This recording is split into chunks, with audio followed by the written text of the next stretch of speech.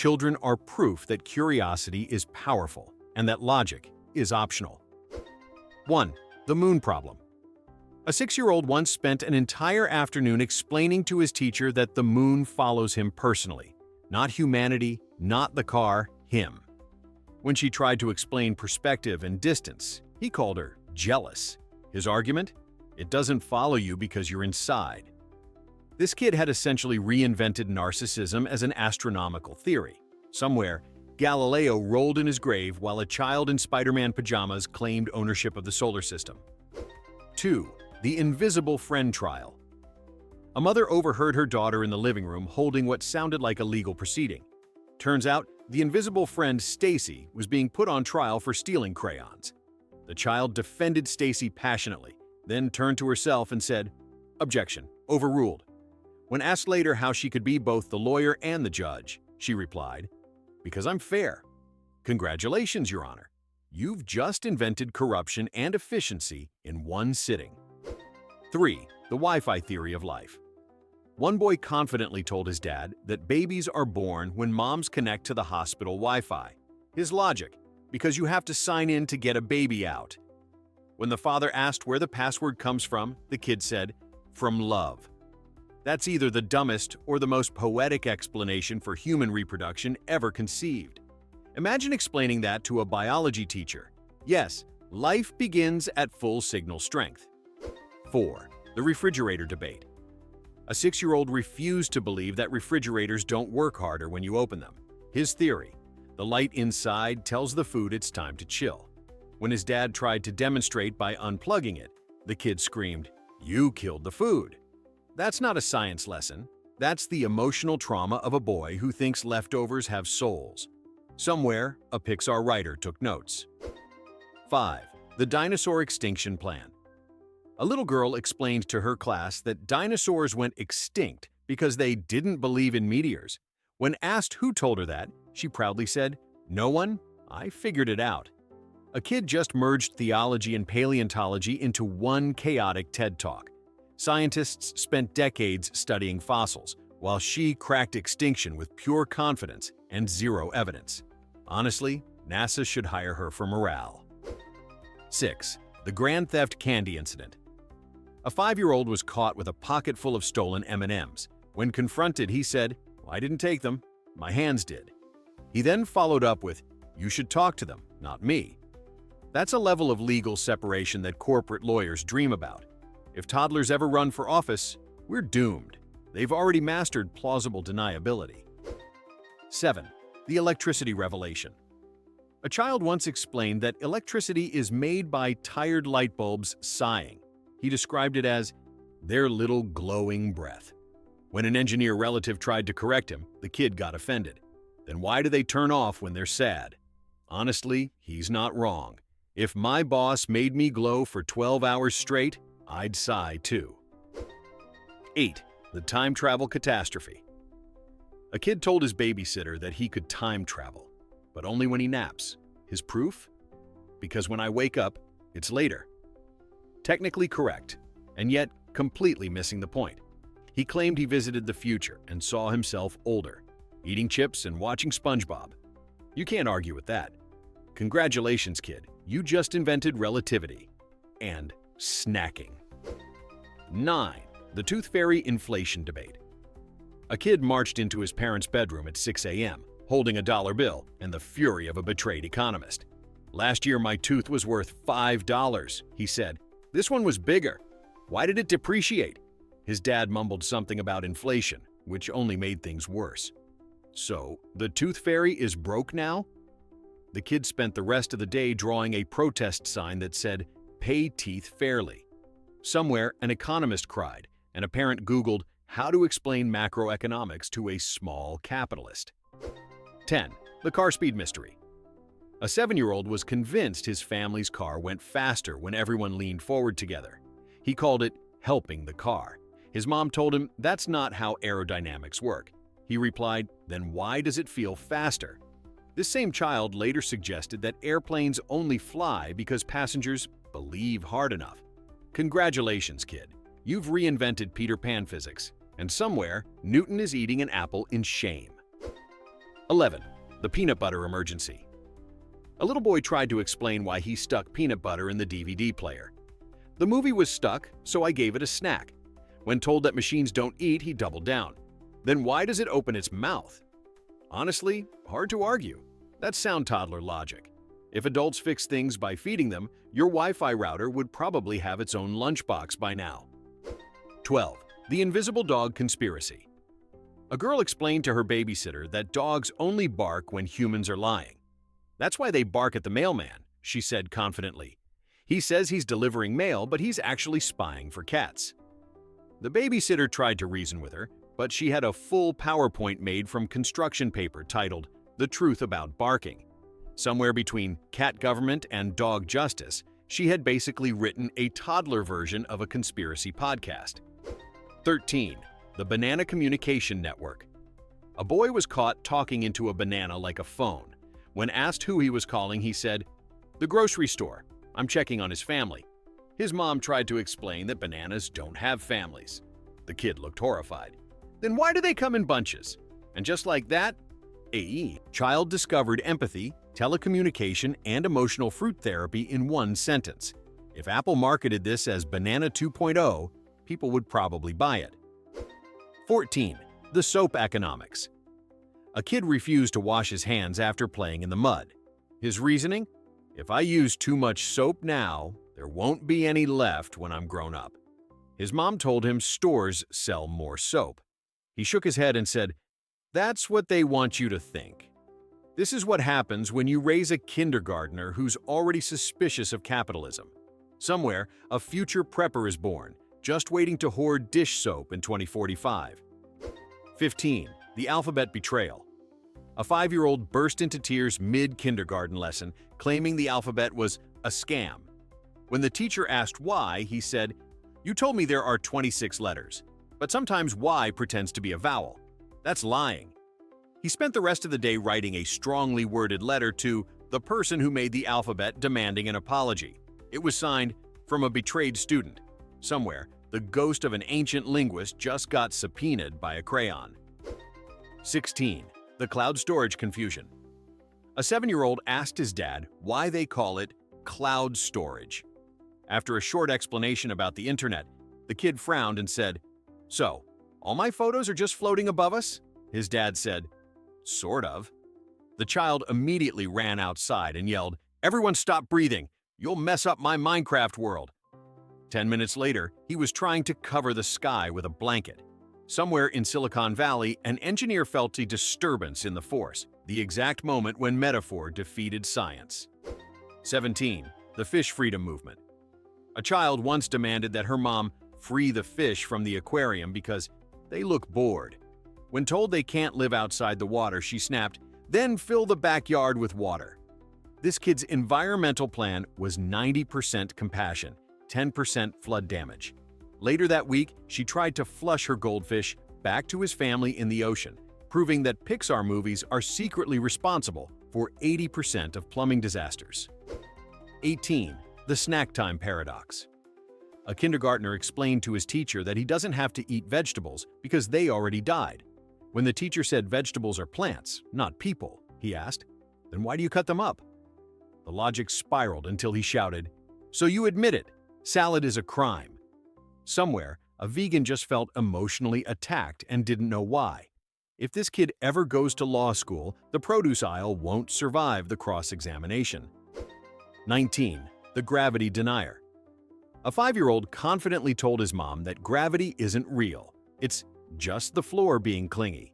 His evidence: if gravity was real, balloons wouldn't get away. When shown a physics video, he muttered, "That's fake news from the sky."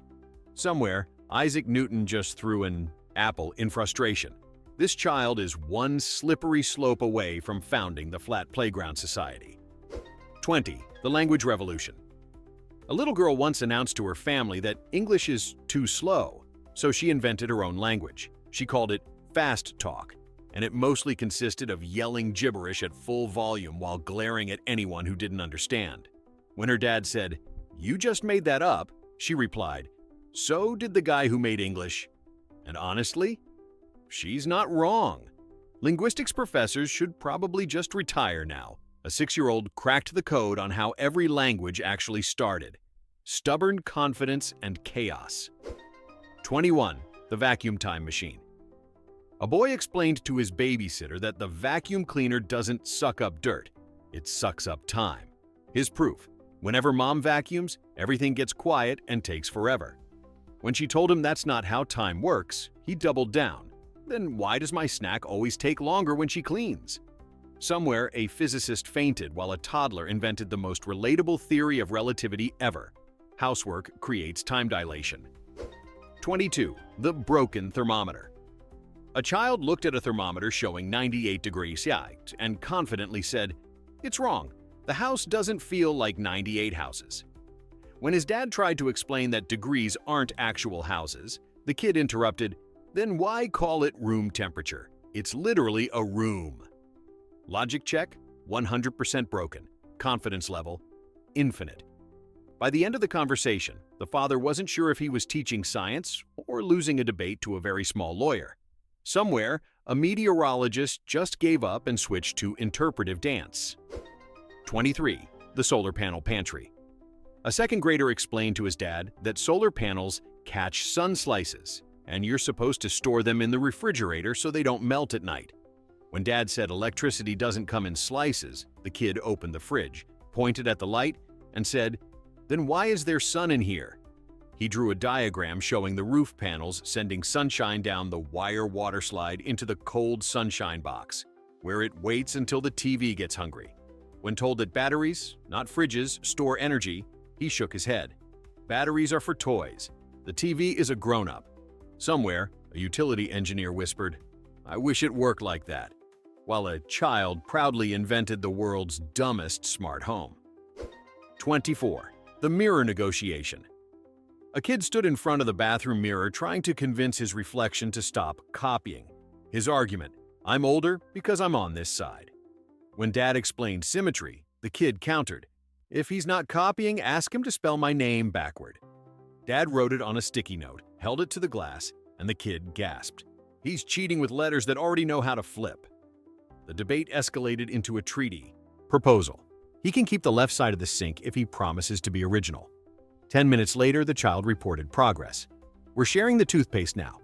Congratulations, you just watched a 5-year-old invent intellectual property law for reflections." 25. The library late fee defense. A first grader returned a book 6 weeks late and explained to the librarian that late fees are actually rent because the book lived at my house. When told the fine encourages returning books on time, he offered a payment plan in crayons and one good rock. He argued the library benefited from exposure because he read it to 3 stuffed animals, which counts as a community event. When Mom apologized, he added, "And I did the author a favor by adding sound effects." The librarian, a saint, waived the fee and thanked him for the public performance. He whispered to Mom, "See? Negotiations." Somewhere, a contract lawyer felt a chill, sensing a future rival who bills in good rocks. 26. The rain schedule. A child insisted rain is controlled by the school, specifically to ruin recess. Evidence A: it only rains when I wear my fast shoes.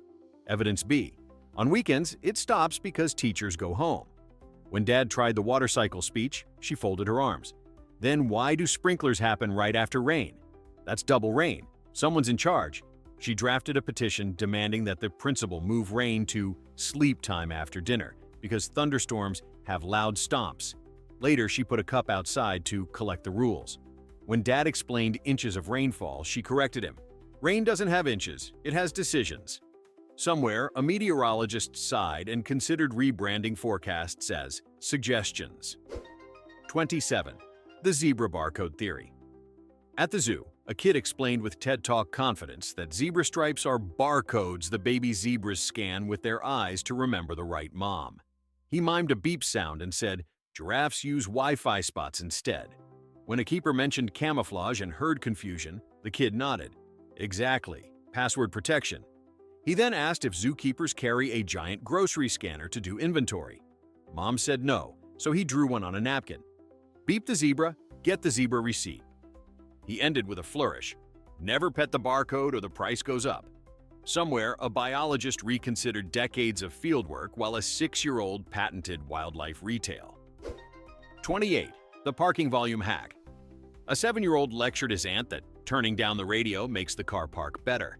"Engines can't think over music," he said. When she said volume doesn't change steering, he delivered pure science. "Why do you shush when backing up?" He dubbed it the parking volume law. Loud equals lost. Quiet equals aim. Then he added a highway clause. Music can be loud if the road is straight and the snacks are crunchy. He proposed an upgrade, steering wheels that mute the song when hands get sweaty. Honestly, he's not wrong. Somewhere, an automotive UX designer wrote sweat sensor volume on a whiteboard and pretended it was their idea. 29. The microwave shape theory. A kid explained that the microwave doesn't heat food, it makes it rounder. His exhibits: cold square butter that turns into a soft blob, frozen lasagna corners that relax, and marshmallows that puff their feelings. When Mom said it's about water molecules vibrating, he nodded solemnly. Vibrating into circles. He proposed microwaving his homework to round the sharp math. Denied, he microwaved a slice of pizza, then announced, "See? The point got tired." He finished with a safety disclaimer. Never microwave ice cream. It gets too round and runs away. Somewhere, a physicist wept, while a marketer scribbled "rounder, faster, softer" as a suspiciously convincing slogan. 30. The coffee truth. A 5-year-old told his teacher that grown-ups drink coffee to turn their brains from night mode to bossy mode. He described the sequence with clinical precision. Sip, sigh, and then adults say sentences with folders in them. When the teacher asked what coffee tastes like, he said, "Hot crayons, but in a fancy way." He believes coffee also changes eyesight. Before coffee, you can't find shoes. After coffee, you find my shoes and your patience. When told some adults don't drink coffee, he whispered, "That's why they whisper." Final verdict: juice makes you fast, milk makes you tall, coffee makes you loud about emails. Somewhere, a barista nodded, having witnessed this metamorphosis 200 times before 9 a.m. 31. The birthday candle science. A kid asked why we blow out birthday candles. His dad explained it's to make a wish. The kid frowned. "So, smoke sends wishes to space?" When told it's just tradition, he said, "Then why not email the wish? The Wi-Fi's faster." He spent the next 20 minutes blowing out random household candles, shouting, "Free wishes for everyone." Then he told his sister, "If you light them again, the wish comes back." Congratulations! This child just reinvented recycling, pagan ritual, and customer loyalty points all in one sugar-fueled theory. Somewhere, a scientist quietly took notes. Child logic makes quantum manifestation with frosting. 32. The pasta expansion hypothesis. A 7-year-old tried to explain why spaghetti grows in the pot. Because it gets proud when it's warm. He described noodles as sleeping snakes that wake up when you feed them water. When Dad said it's absorption, the kid said, "No, they just stretch so they can fit more sauce." He tested his hypothesis by soaking cold noodles in soda, announcing, "They'll grow sweet." The result: carbonated sadness. When Dad said it's science, he replied, "Science needs better sauce." Somewhere, a chef whispered, "Honestly, same." 33. The bedtime GPS. A little boy told his mom he sleeps on the same side of the bed every night so dreams can find me faster. When asked if dreams get lost, he nodded seriously. They don't have Google Maps. He claimed monsters hang out near the wall so he faces the door, in case good dreams need directions. When Mom asked what happens if he switches sides, he said, "Then I dream someone else's dreams." Honestly, that's creepier than any horror movie. Somewhere, Sigmund Freud sat up in his grave like, "Write that down." 34. The snack taxation system. A second grader explained to his mom that every bag of chips comes with an invisible mom tax. His evidence: she always takes the first chip. When she called it sharing, he said, "Sharing doesn't require sneak attacks." He then drafted a snack treaty: 1 chip toll per bag, payable only if mom announces it out loud. "Surprise tax is theft," he said, handing her a crayon contract. Somewhere, the IRS just felt a ripple in the force, the birth of a snack libertarian. 35. the lost socks conspiracy. A 6-year-old told his teacher that washing machines don't lose socks, they hire them. His theory, the socks disappear to start new lives in other people's dryers. He even drew a chart showing sock migration patterns, complete with arrows leading to unknown homes.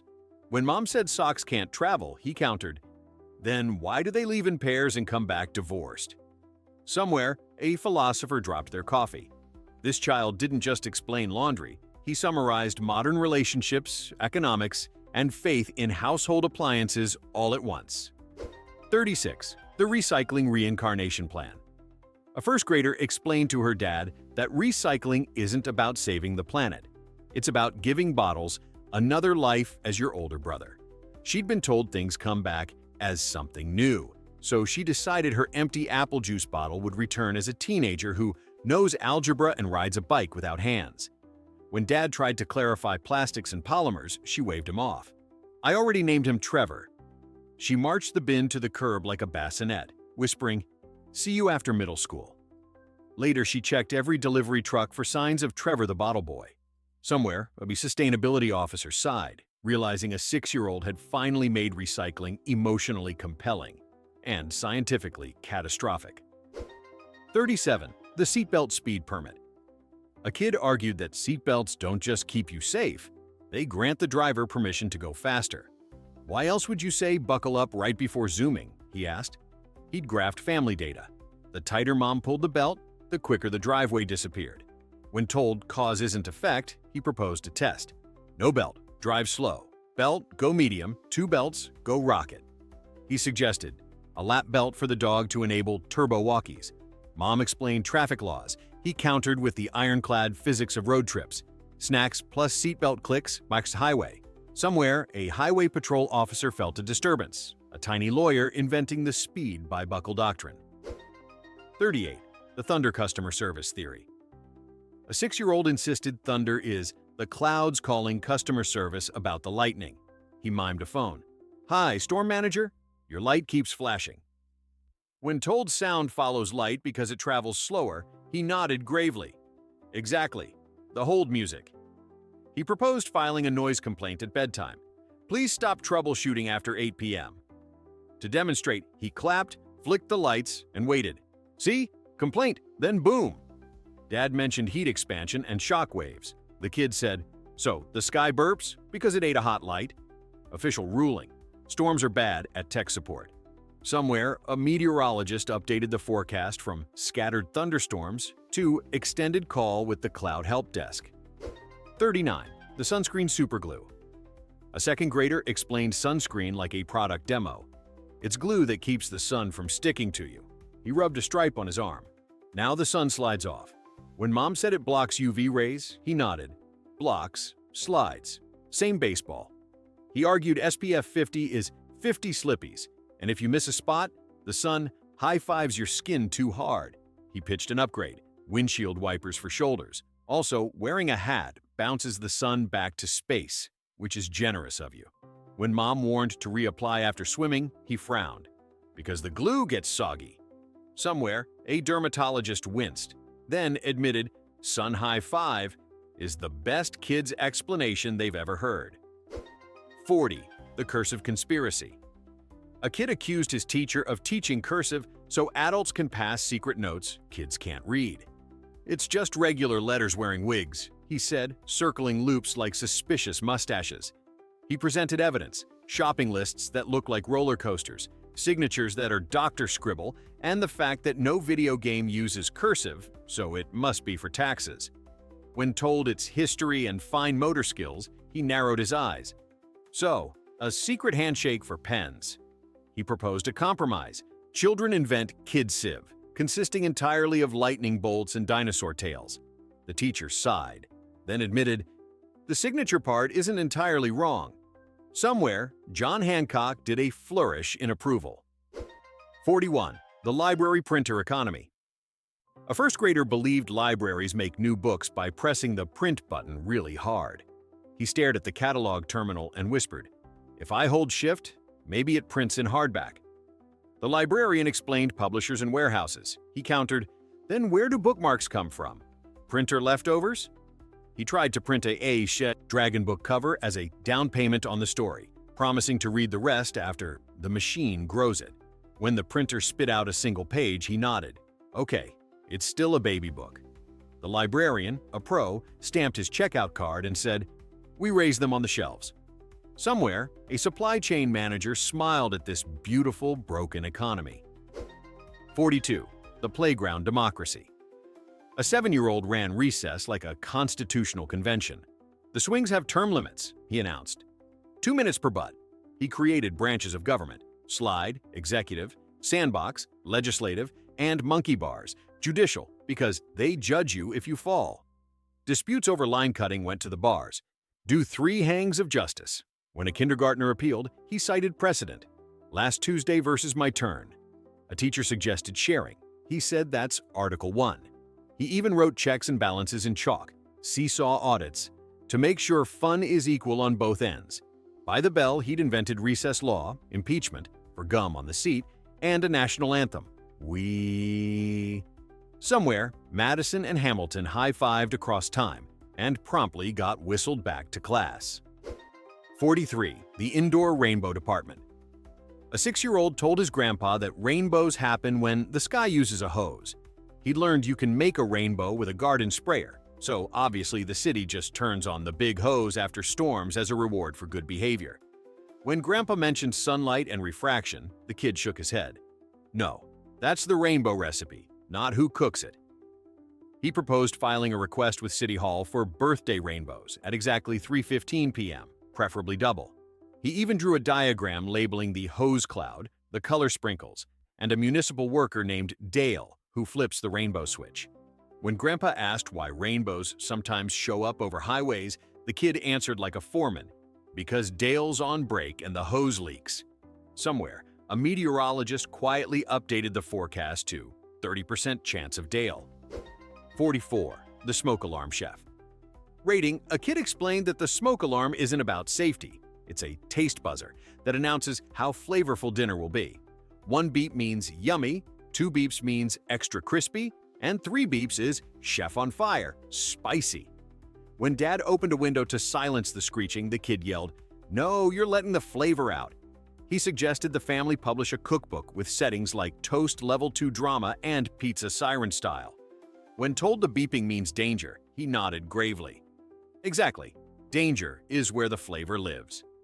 He proposed moving the alarm into the bathroom for less interruptions and setting a kitchen timer called Mild Panic. Somewhere, a firefighter face-palmed while a foodie coined a terrifying new trend: culinary arson as seasoning.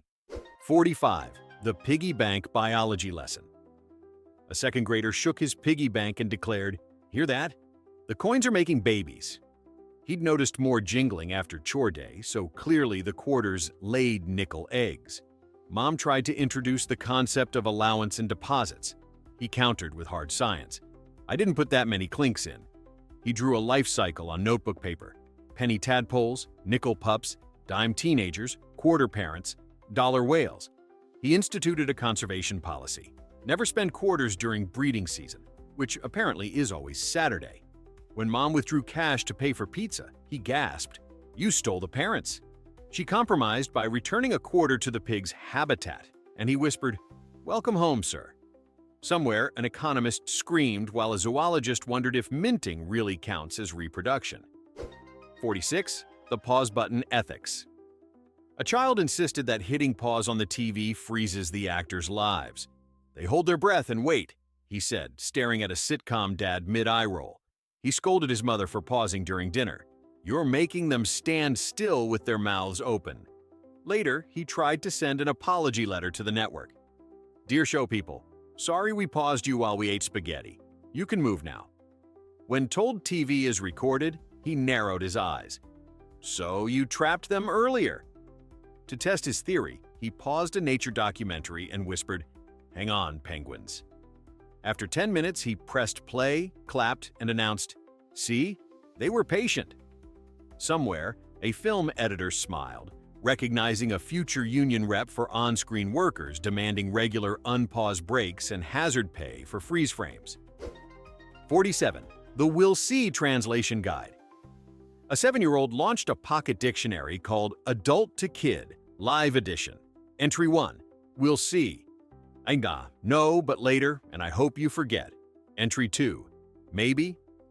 No, but I enjoy suspense. Entry 3. We don't have that at home. We absolutely have that, but not the brand that makes you feral in public. Entry 4. In a minute. After 3 holidays and tax season. He even added business jargon. Circle back. Please stop asking until I change cities. And great question. I have no idea. When Mom protested the cynicism, he added a hopeful exception. We'll see, grandma version. Yes, plus cookies.